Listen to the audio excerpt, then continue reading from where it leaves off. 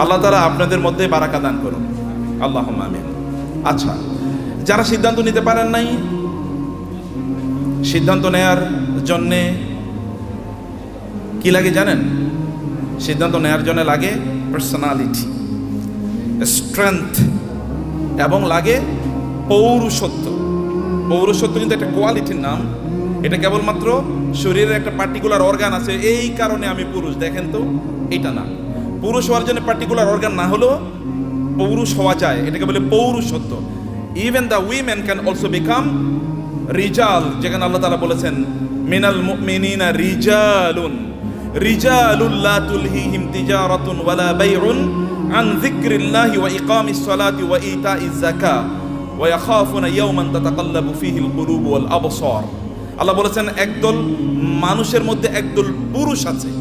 Again পুরুষ মানে কিন্তু এই আমরা যাকে বলছি পুরুষ, এখানে কোনো নারী নাই এরকম না।